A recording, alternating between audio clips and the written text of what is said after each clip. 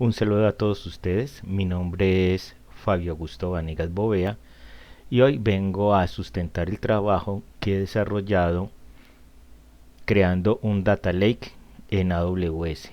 Esto lo hago para la materia Data Lake de la maestría en Ingeniería de la Universidad del Quindío.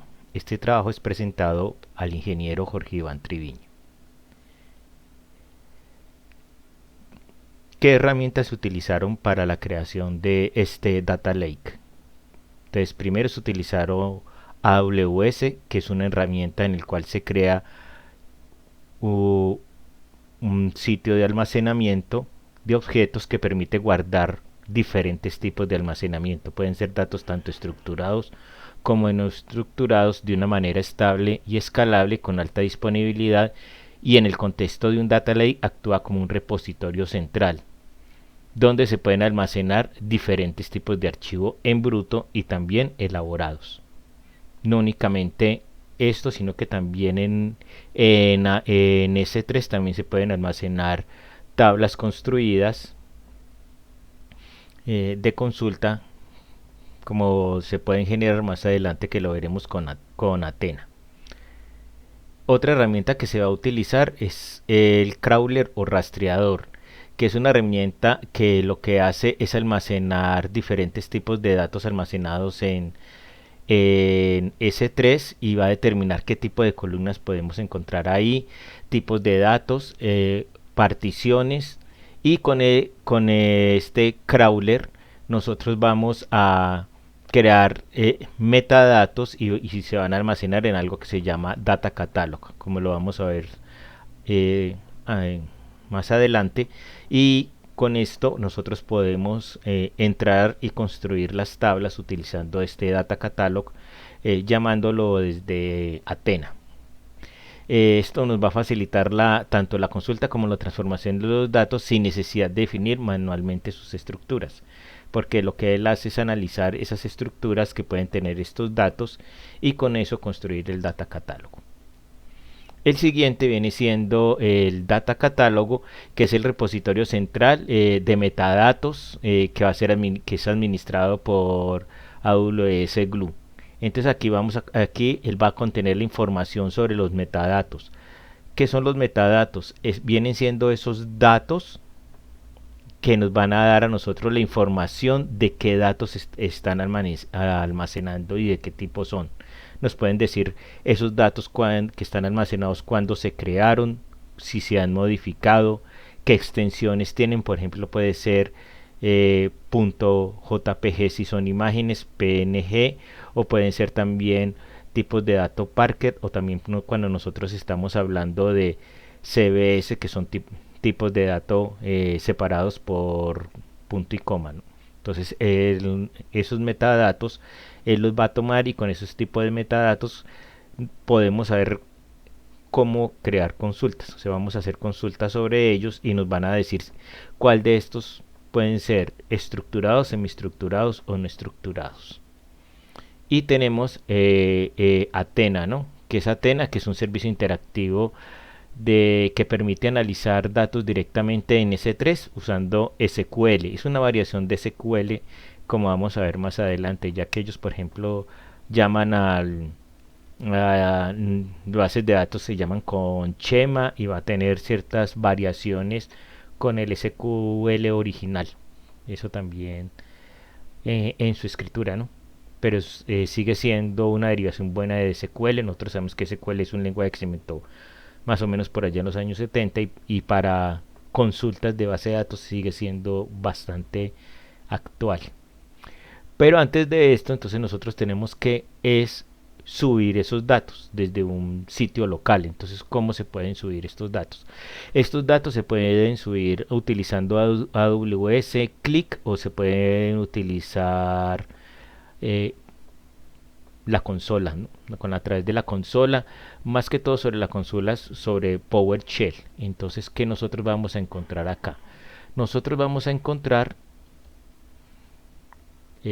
donde se pueden crear estos scripts pequeños, una de las cosas importantes es que primero se debe conocer cuáles son las llaves para poder uno ingresar y, y poder hacer esto. Esas llaves aquí se van a guardar, aquí nosotros podemos ver abajo en punto AWS, aquí tenemos las credenciales. Si yo abro aquí la credencial, aquí nos vamos a dar nosotros cuenta cuando la abramos, por ejemplo en el blog de notas, aquí va a quedar almacenado las llaves de acceso, ¿no? Esta es la llave de acceso, el ID, y esta es la llave de acceso secreta. Aquí tenemos la llave pública y secreta que me van a conectar a mí con el S3 que yo estoy manejando. Entonces aquí nosotros tenemos las llaves.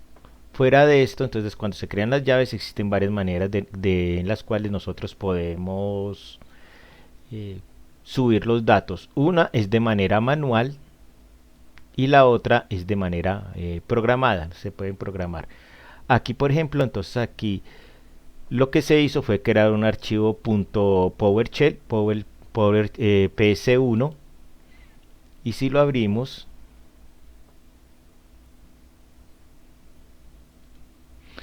entonces aquí va a estar la instrucción que nos va a permitir eh, cómo subir el archivo. Ya tenemos nosotros las credenciales, entonces aquí a qué buques lo van a subir. Pues vamos a ver que se creó un buque en S3 llamado Data Lake Unique Indio, y aquí van a estar los folders de locales, en este caso del computador, de donde se va a tomar esa información, que se llama aquí datos. Va a estar aquí en el nombre del usuario del computador, y aquí va a haber va a ser una validación, de tal manera de que una de las cosas importantes es que no se van a sobreescribir los archivos. Eso es de buena práctica. Si ya el archivo está ahí, no van a ser sobrescritos, y si ese archivo no se ha subido o por el contrario, entonces lo va a subir. Eso va a evitar que haya sobreescritura de los archivos.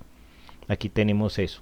Entonces esto es una manera manual. Si yo activo aquí el PowerShell, él lo va a subir. Otra forma de hacerlo, nos vamos a dar cuenta, si nosotros llamamos aquí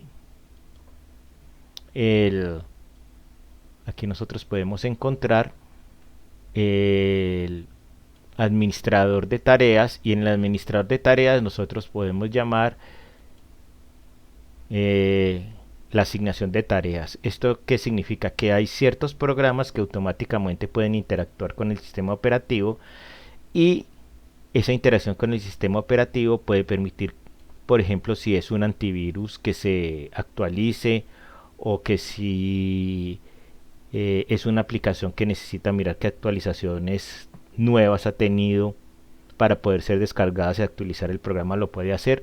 Acá nosotros también podemos programar la subida de los archivos. Entonces a cierto tipo de hora y todo eso, aquí tenemos la biblioteca de programación, y nosotros podemos aquí observar diferentes archivos que pueden mirar qué programación hay. Entonces aquí esta es la otra. Aquí lo que hacemos es crear ese llamado para que a cierta hora, por ejemplo, yo programé el llamado para subirlo a estos archivos por ahí a las 11:30 de la noche, con el fin de que iba a ser diario. Entonces yo no necesito estarlo subiendo, sino que él solo se va a conectar y va a mirar si han habido archivos en ese repositorio local que yo les mostré, y los va a subir al bucket que está asignado, ¿no? Entonces eso lo va a hacer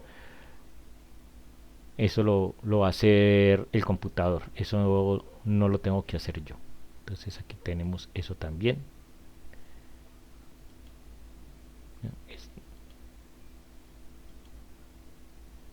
Bueno, ahora continuemos.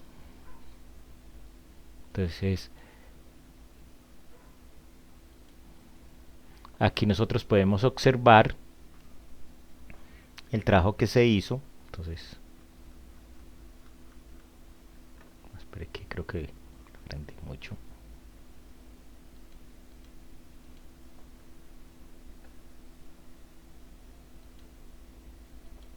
Entonces aquí están las instrucciones que se pueden correr en la consola. Entonces aquí está el ID que nos da de usuario que tenemos en AWS, que está asociado a un correo, que está el correo al que yo lo tengo asociado, que es el correo de la universidad, ¿no? Las llaves de acceso, aquí las podemos, aquí están. De aquí nosotros podemos mirar cómo pues va ocurriendo. Aquí podemos darnos cuenta de que el requerimiento ha sido hecho satisfactoriamente. Entonces, para poder acceder a la consola de ingesta de alimentos utilizamos, entonces ya aquí vamos a encontrar las llaves aquí en el AIM. El AIM viene siendo otro módulo de AWS que nos va a mostrar las llaves. Ustedes saben que la IM viene siendo el administrador de identidad y acceso. Entonces, este administrador de identidad y acceso, yo puedo tener las llaves para poder empezar a subir el programa. Entonces aquí lo hacemos y luego se sube el archivo, podemos subir un archivo de prueba. Yo subí un archivo para saber si el bucket estaba funcionando. Y por último, entonces aquí subimos varios archivos del buque que aquí los podemos ver. Aquí tenemos este texto, fue el archivo de prueba, el .txt, y bueno, aquí hay otros archivos que ya se cargaron utilizando esta forma automática de hacerlo. ¿Sí? Aquí tenemos el script que se utilizó y vamos ahora, sería la primera parte, cargar eso y vamos a ver cómo se ha determinado la estructura de carpetas que tenemos en AWS. Entonces, la estructura de carpetas para facilitar el acceso y la consulta de históricos, ¿no? Entonces nos vamos a dar cuenta que hay tres carpetas principales, que son la carpeta de académicos, la carpeta de administrativos y la carpeta de investigación. Entonces, en los datos académicos encontramos 4 niveles. El primer nivel que vamos a encontrar es el de facultad, que va a ser la unidad principal, y allí se van a agrupar diferentes facultades que tenga la universidad. Este es un data lake, si no lo he dicho, pues para un ambiente universitario, ¿no? Para la Universidad del Quindío, que se tomó como ejemplo. Y entonces, ¿esto qué nos va a permitir? Organizar y comprender fácilmente la información de la macroestructura académica, facilitando reportes, análisis institucionales y cumplimientos normativos por cada unidad. De aquí se desprenden los programas, que estarían ya en el segundo nivel, que vienen siendo los programas académicos a los cuales pertenece cada facultad. Por ejemplo, si facultad de ingeniería industrial, de enfermería, de derecho, de ingeniería de sistemas, esos serían los diferentes. Entonces, esto que nos va a facilitar el filtrado y el análisis detallado por programa, ¿no? Útil para procesar, evaluar, acreditar y planear el currículum de cada uno de estos programas. De aquí entonces vamos a pasar al tipo de información que va a haber en cada programa. Pueden haber inscripciones, calificaciones, catálogo, ¿no? Nombres de estudiantes, lo que sea necesario que existen dentro de cada programa.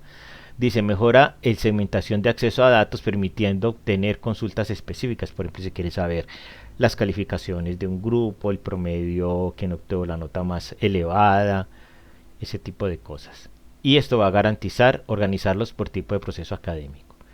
Y el último nivel, que es muy importante, que es el nivel de temporalidad o categoría específica. Entonces aquí nosotros nos vamos a dar cuenta que dentro de cada uno de estas inscripciones o calificaciones nos va a decir en qué periodo de tiempo ocurrieron. Por ejemplo, si uno quiere saber las notas de las calificaciones de los estudiantes en el primer semestre del 2025, entonces van a estar dadas por programa, van a estar dadas por facultad, y si se necesita una información más específica de por grupo también se podría agregar esa información, pero pues con este data lake vamos a trabajar estos niveles nomás. La otra parte correspondería a los datos administrativos, que agrupan el nivel de información dividido en dos, que vienen siendo los empleados y las finanzas. Esto facilita la visualización. Vamos a ir por un lado los empleados y tipos de empleados que tiene la universidad, y por el otro lado las finanzas, que las finanzas van a estar dadas por el presupuesto y por diferentes tipos de financiamiento que hayan, ¿no? Entonces aquí nosotros vamos a encontrar en la parte, por ejemplo, financiera, presupuestos y recursos financieros. Y por la parte de los empleados, entonces vamos a encontrar si el empleado viene siendo de planta, si es un empleado académico, si es un empleado externo, dependiendo de la calidad que tenga ese empleado. Y por último, entonces encontramos aquí los niveles de investigación.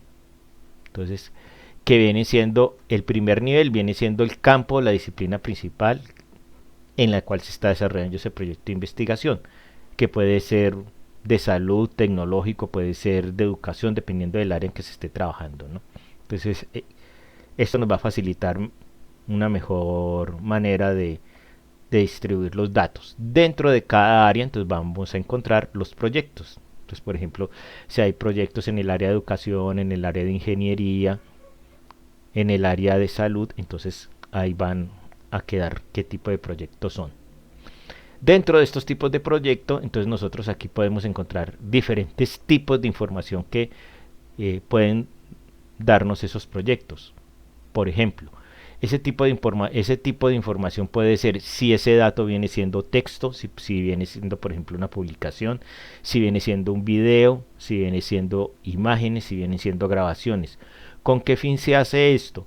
Con el fin de que si se están agregando diferentes tipos de archivos, ya sean estructurados o no estructurados, esto nos va a permitir una mayor distribución de ese tipo de archivos.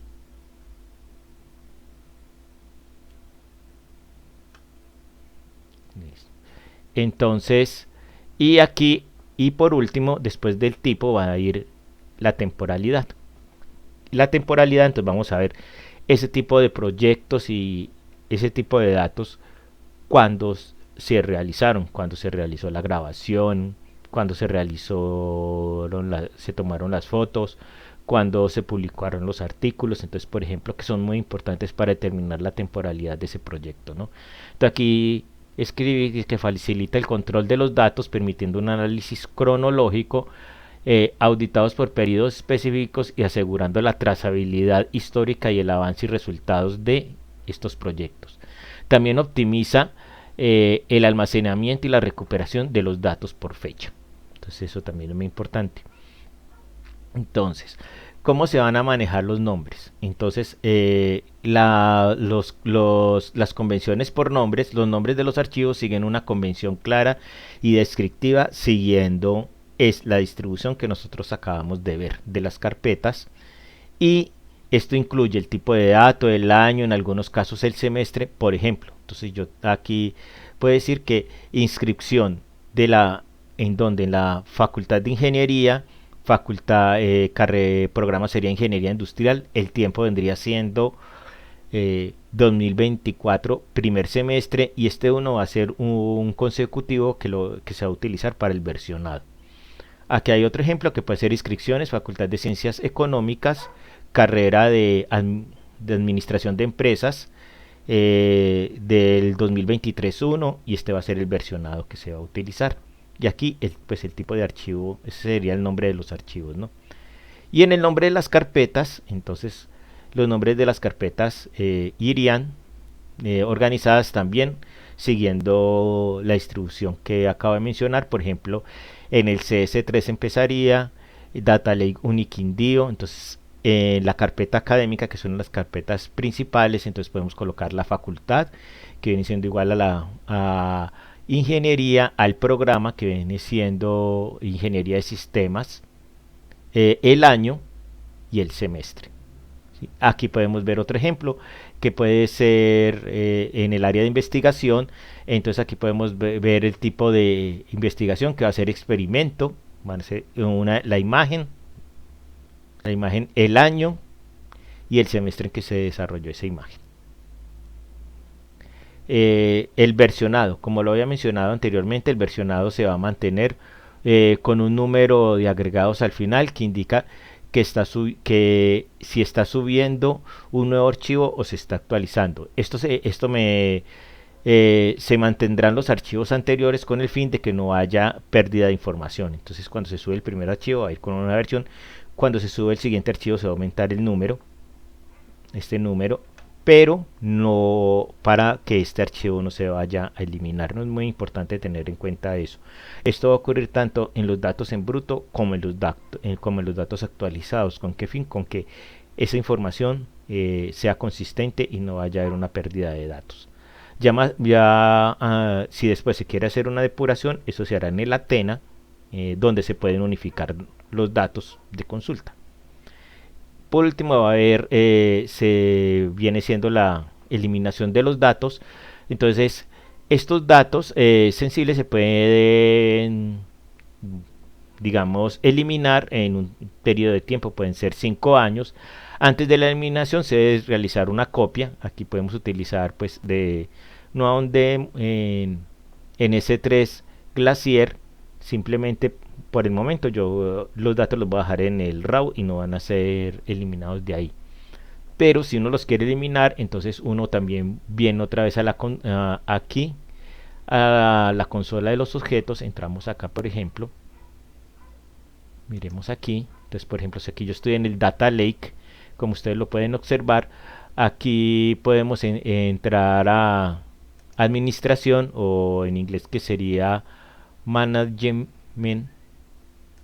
Entremos ahí, ¿sí? Aquí en management, y aquí nosotros podemos programar la eliminación de diferentes tipos de archivos que hayan ahí. Entonces aquí, por ejemplo, yo hice una pequeña programación. Aquí nosotros podemos ver que estos archivos se eliminan después de 60 días, que no días, de 60 días, y es cuando se van a empezar a eliminar esos archivos, si son necesarios eliminarlos. Si no, entonces se puede crear otro bucket de almacenamiento donde los archivos, por ejemplo los del RAW, nunca van a ser eliminados, no necesitaría eliminarse. Bueno, entonces aquí está, aquí yo lo creé, aquí día 0 de objetos, día 60, que los archivos vencen. Entonces él va mirando de que los archivos son cargados hasta cuando se van a vencer, y así pues nosotros podemos saber cuándo esos archivos se van a ser eliminados.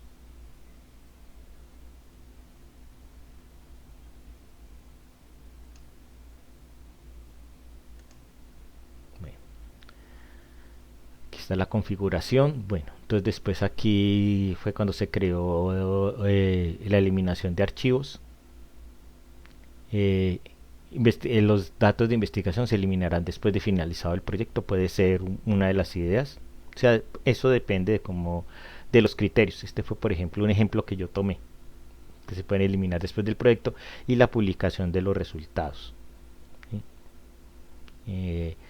Sigue las estrategias de optimización y compresión. Entonces, los archivos también se pueden comprimir. Los datos de partición, estos pueden ser comprimidos de tal forma de que ahorrar espacio en el Data Lake.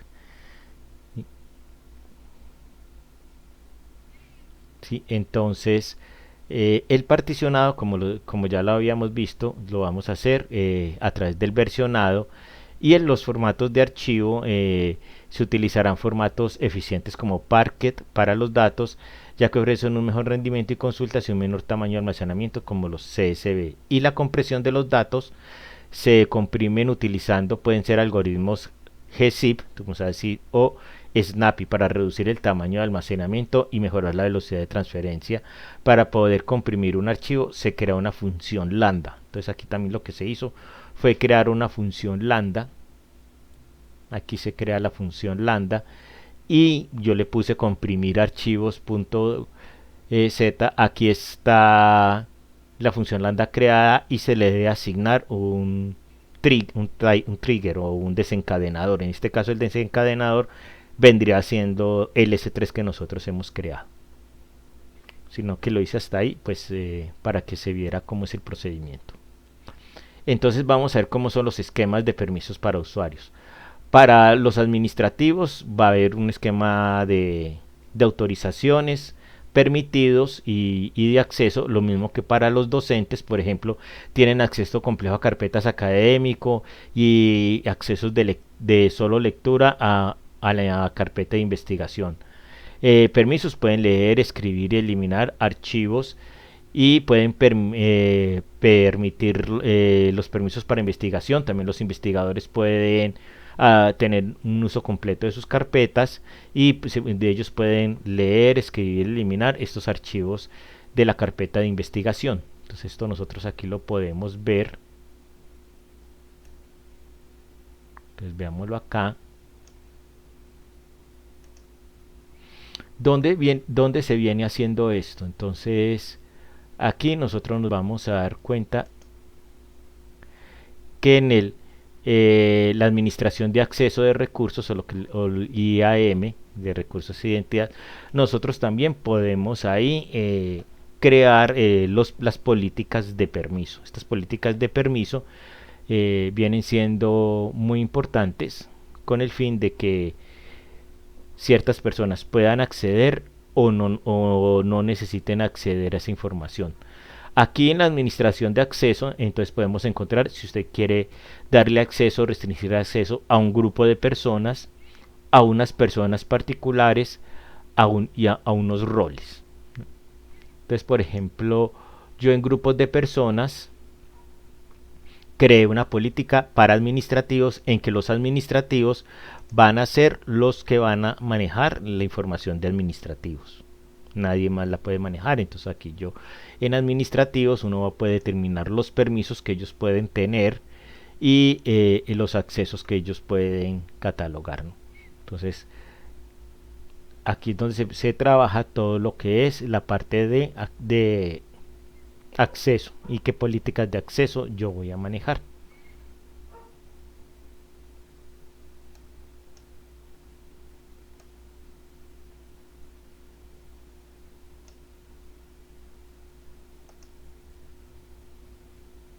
Entonces aquí se creó. Entonces aquí dentro de la política de acceso nosotros podemos encontrar unos JSON que viene siendo la información que yo voy a especificar si yo puedo permitir o no puedo permitir el acceso. Por ejemplo aquí allow significa que yo puedo hacer que esos administrativos tengan acceso a toda la información de lo que hay en las carpetas de administrativos. Y aquí yo voy señalando que cuál de ellos puedo yo darles permiso y en cuáles no. Entonces aquí eso es muy importante para saber ellos en qué permisos van a tener en unas y qué permisos se les va a negar en otras. Aquí están las carpetas que ellos pueden acceder.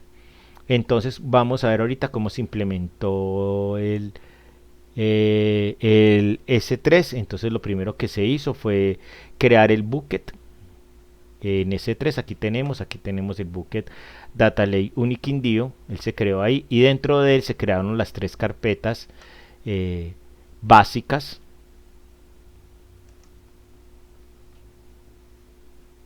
Entonces entremos aquí a S3.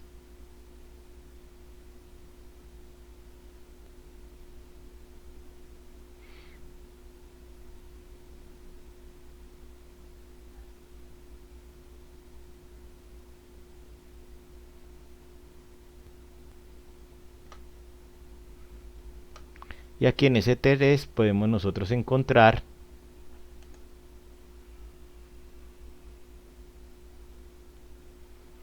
los archivos, las carpetas básicas. Entonces coloquémoslo aquí por tipo.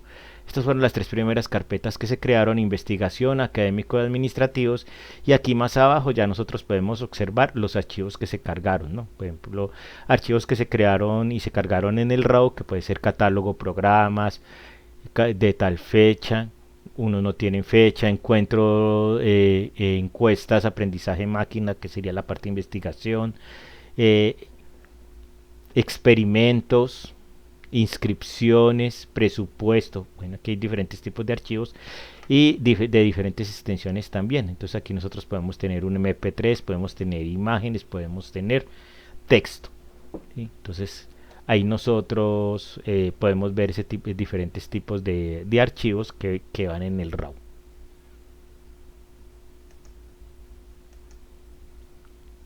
Dice, después configuramos el administrador de identidad con las políticas que nos van a permitir que haya una interacción con el glue, que haya una interacción con el S3. Las tres políticas que se implementaron fue, primero que fue acceso completo al S3 de Amazon, que permite acceso completo a los recursos de Amazon administrados por AWS. Esta es una política que aquí viene determinada. También aquí está el AWS Glue, lo que les decía. Entonces aquí permite la ejecución tanto como los de los logs, lectura de los datos que tenemos almacenados en S3, acceso al data catálogo y también a las políticas definidas de AWS. Con este glue es que nosotros vamos a modificar esa metadata que nos está llegando de los RAW y que le coloque el nombre adecuado y haga las particiones de esos archivos que estamos recibiendo y los guarde en las carpetas adecuadas que deben estar. Y por último aquí entonces tenemos este rol que se creó, que es para agregar permisos específicos adicionales requeridos por los JJob del glue o los scripts que van a hacer esto, que van a hacer esa modificación. Entonces aquí nosotros nos vamos a dar cuenta que es cómo ocurre esa modificación. Entonces aquí por ejemplo nosotros aquí tenemos los archivos del RAW, ¿no? Entonces si nosotros vamos creando vamos haciendo esas modificaciones, que que ahorita van a ver dónde se hicieron. Entonces por ejemplo aquí podemos entrar en investigación y aquí nosotros podemos observar las diferentes áreas de investigación. Por ejemplo, como habíamos dicho en la distribución anterior, aquí hay un ejemplo, tenemos área de investigación que viene siendo análisis de imágenes, aquí hay área de investigación que puede ser aprendizaje máquina, igual aprendizaje máquina, y aquí hay área de investigación que pueden ser los experimentos que se estén desarrollando. Cuando entremos en uno de ellos, entonces aquí ya viene siendo dentro de esa investigación, entonces van a haber diferentes tipos de proyectos, ¿no? Puede haber un proyecto de análisis de biometría o un proyecto en esa área de investigación de análisis de radiografías o un proyecto de detección de patrones. Entonces todos estos van a formar parte de esa área de investigación que viene siendo el análisis de imagen. Ya dentro de esto, entonces nosotros aquí vamos a observar qué tipo de datos hay de esas investigaciones. Por ejemplo, aquí hay un tipo que viene siendo tipo dato. Y si entramos en ese tipo de dato, entonces aquí nosotros vamos a encontrar el año en que se desarrolló y el semestre, como lo habíamos visto. Por ejemplo, en el año 2023, semestre 2. Y por último, entonces aquí vamos a encontrar ya ese CBS modificado que teníamos en el RAW con el nombre que va a ser utilizado correctamente en la metadata, y esto se puede utilizar en el data catálogo, como son por ejemplo experimentos, análisis de imágenes radiográficas, el año, el semestre y por último el consecutivo, que viene siendo el versionado. Entonces aquí eso nosotros lo podemos ver en el área de investigación, en el área, por ejemplo, académica. Entonces nosotros también aquí podemos ver, como lo habíamos dicho, que podemos encontrar la parte central que viene siendo las facultades, ¿no? Entonces en las facultades nosotros podemos encontrar, por ejemplo, aquí se crearon dos, que fue la facultad de Ciencias Económicas y la Facultad de Ingeniería. Tenemos a la Facultad de Ingeniería y entonces aquí en la Facultad de Ingeniería nosotros podemos ver los programas. Por ejemplo, aquí tenemos dos programas de ingeniería de sistemas y programa de ingeniería industrial. Ya dentro de los programas podemos encontrar, aquí van a quedar los catálogos y aquí va a quedar el consecutivo. Aquí nosotros podemos ver el consecutivo de del catálogo del programa, que viene siendo como por así decirlo el plan de estudios del programa y los requisitos del programa. Y aquí adentro entonces nosotros podemos ya encontrar el año y el semestre. En este año y el semestre pueden ir, por ejemplo, las inscripciones, ¿no? Aquí tenemos las inscripciones para ingeniería mecánica, para ingeniería industrial del 2024, del primer semestre, y este va a ser el archivo 1. ¿Sí? En ingeniería de sistemas va a pasar exactamente lo mismo, entonces aquí tenemos nosotros tanto el catálogo como tenemos el semestre, se creó la carpeta del semestre donde hay la información. Aquí podemos encontrar, por ejemplo, la inscripción a la ingeniería de sistemas, también el semestre 2024-1 y el consecutivo. Entonces, si llegan a ver más o más consecutivos, se van a ingresar archivos nuevos de pronto, entonces van a quedar ahí almacenados.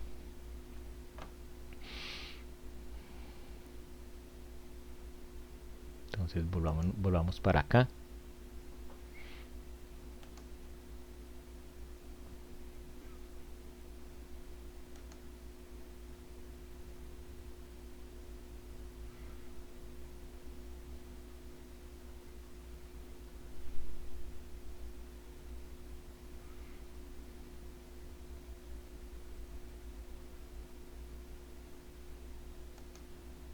Bueno, continuemos. Y entonces aquí vamos a ver la consulta pues de lo que se hace en el AWS Glue. En la consola se crea un nuevo crawler para descubrir y catalogar los datos. Entonces aquí lo que se hizo fue crear ese crawler, el crawler que nos va a permitir a nosotros explorar automáticamente datos almacenados en fuentes de S3. Con el crawler se detecta el esquema de estructura de datos, nombres, columnas, tipos y particiones, y gracias a esto se puede crear o actualizar tanto las tablas, se puede crear y actualizar las carpetas, se puede también cambiar el nombre de los archivos.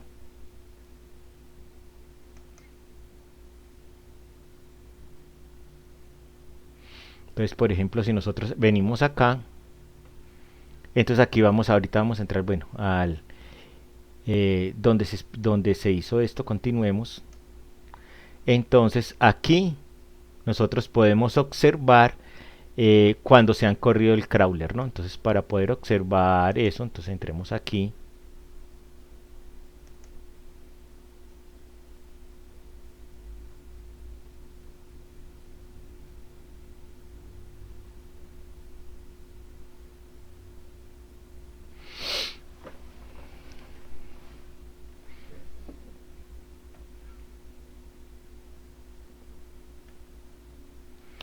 Aquí están los ETLs. Entonces nosotros sabemos que aquí es donde se da tanto ya tenemos el cargue, la transformación y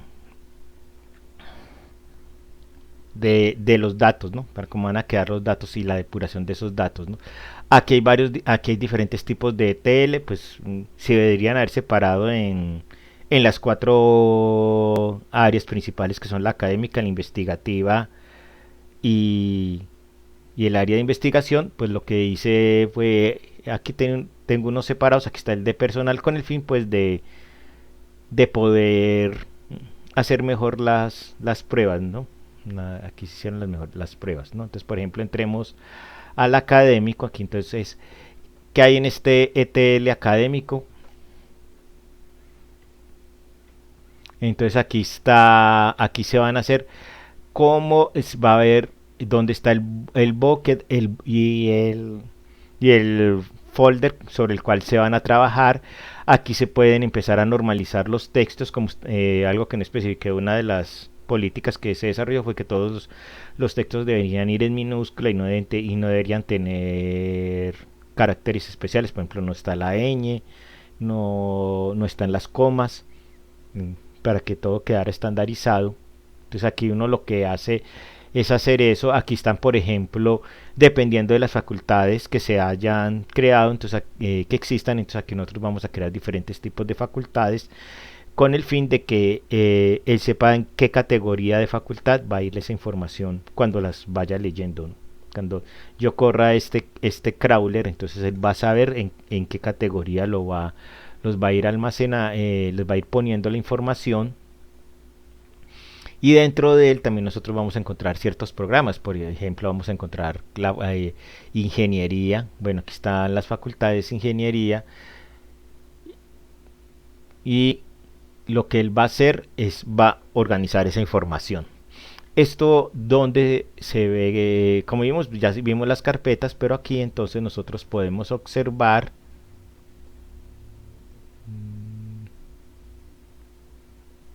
en,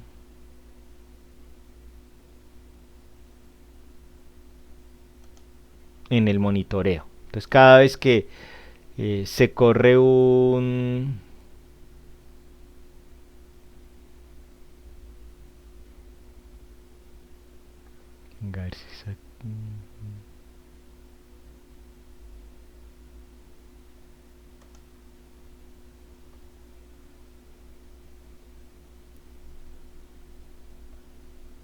por ejemplo, corramos este ETL.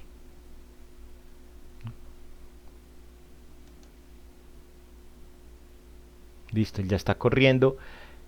Y aquí vamos a ver el monitoreo. Esto que me va a permitir saber si corrió bien, no corrió bien y qué tipo de errores se pueden presentar, ¿no? Entonces aquí nosotros podemos observarlo.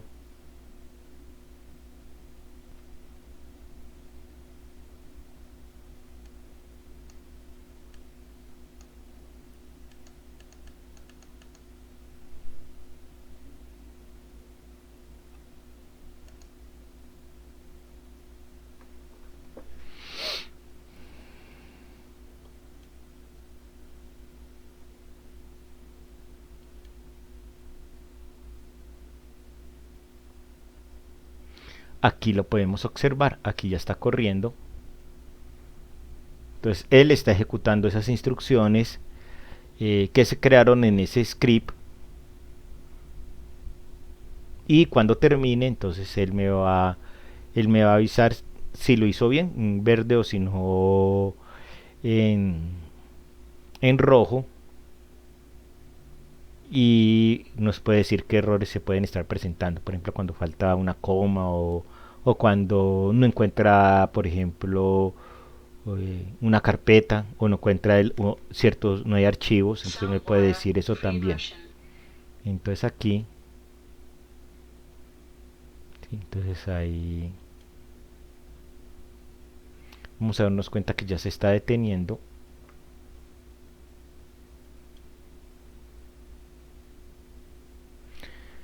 Si ha corrido ya este tiempo, eso significa que no va a encontrar errores. Casi siempre los errores los encuentra al principio. A no ser de que ya haya pues un error al final. Aquí nosotros podemos darnos cuenta de que este de presupuesto se creó correctamente y hizo las modificaciones que nosotros vimos ya en el S3 al final de los archivos que encontró en el RAW.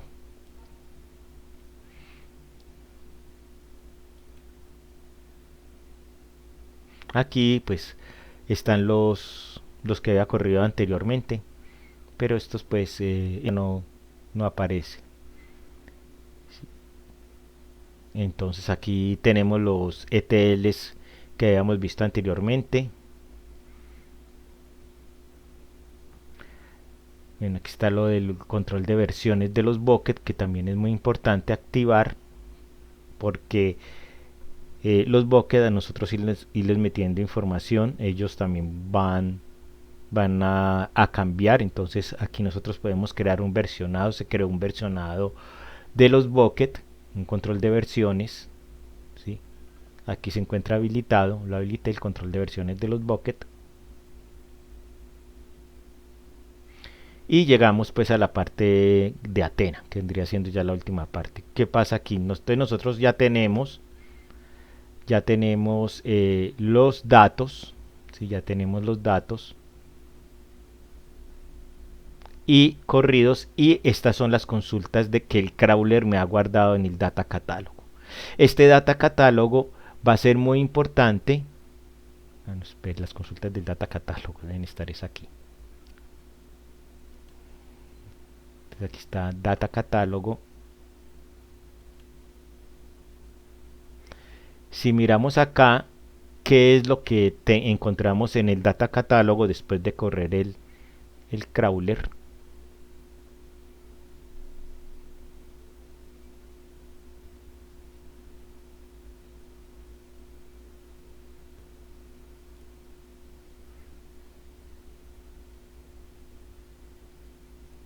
Entonces mira, aquí encontramos, se han creado 81 metadatos, aquí tenemos la clasificación de ellos y aquí nosotros podemos encontrar a qué data lake pertenecen y la localización. Nosotros nos vamos a dar cuenta de que pues la localización dependiendo del tipo de archivo que se haya creado pues va a variar si es un archivo de parte académica, dependiendo del, como vimos nosotros, la jerarquización van a estar almacenados en diferentes partes. Con este data catálogo es que vamos a trabajar en Athena. Aquí nosotros lo podemos observar y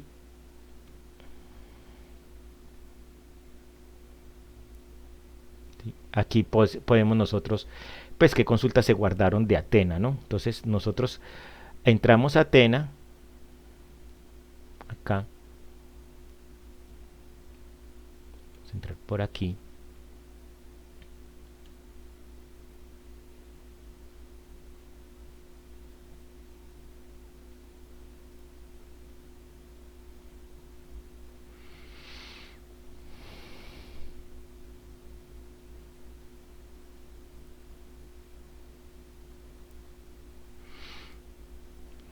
Entonces aquí está en Athena. Entonces aquí nosotros nos vamos a dar cuenta qué especificaciones. Entonces aquí nosotros los datos de origen vienen de ese data catálogo que se creó. Aquí tenemos AWS, el data catálogo, no hay ningún catálogo en específico.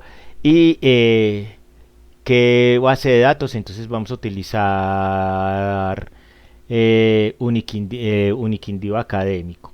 También nosotros estas consultas se pueden guardar o uno les puede dar dónde se van a guardar. Bueno, las consultas aquí se pueden guardar, pero las tablas de datos que yo voy a crear con Athena, yo las puedo almacenar también, ¿no? Entonces aquí nosotros, si entramos acá,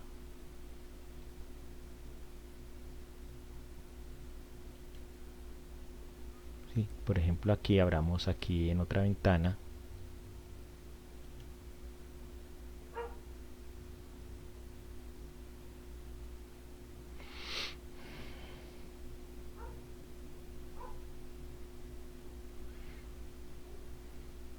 El S3.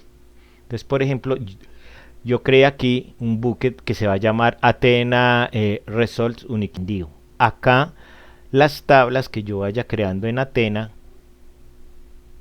para consulta van a quedar almacenadas aquí. Sí, mire, consulta no salvado. Bueno, entonces aquí yo puedo almacenar diferentes tipos de consulta. Aquí va a ir la fecha de esa consulta, el mes, abril, el día, por ejemplo este se desarrolló el 20, y aquí van a ir tanto el texto de la consulta como la metadata de esa consulta, ¿no? Aquí, entonces nosotros aquí es donde se ha estado almacenando esas consultas, esas tablas que yo estoy almacenando, sobre todo las consultas. Acá, entonces continuemos aquí.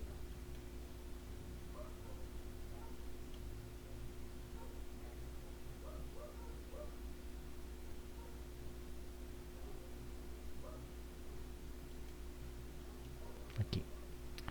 Bueno, entonces aquí se hicieron varias consultas, por ejemplo, esta consulta mm, es de, les voy a mostrar estas dos que fueron más importantes, pues yo creé consultas de si se creó o no se creó la base de datos, qué tablas hay, pero esta consulta aquí es muy importante porque cuando se crea, por ejemplo, cuando yo quiero hacer esta consulta, que viene siendo sobre los externos, sobre los empleados externos, pueden salir diferentes tipos de resultados, ¿no? Por ejemplo, aquí me puede decir en esta consulta aquí dice Data Lake dependencia y el promedio de sueldo que van a tener ellos. Entonces, vamos a ver, por ejemplo, el promedio de sueldos que ellos están teniendo acá. Este es un promedio de sueldo de recursos humanos, de servicios generales, de investigación, otros, finanzas y logística. Entonces se puede observar eso. Entonces aquí está pues el data catálogo que había mencionado antes. ¿Sí? Y aquí vamos a observar unas consultas que se desarrollaron. Por ejemplo, yo puedo aquí mirar el encabezado. ¿Sí? Yo puedo mirar aquí el encabezado de alguna tabla. Por ejemplo, aquí, si yo quiero mirar el encabezado de la tabla de administrativos, me va a decir el nombre, el apellido, el cargo en el que está, la dependencia, el sueldo que va a recibir y qué departamento está o qué categoría está. Bueno, si es externo, no es externo. Entonces, aquí esta consulta quise mirar, por ejemplo, esa tabla que nosotros estábamos mirando de externos.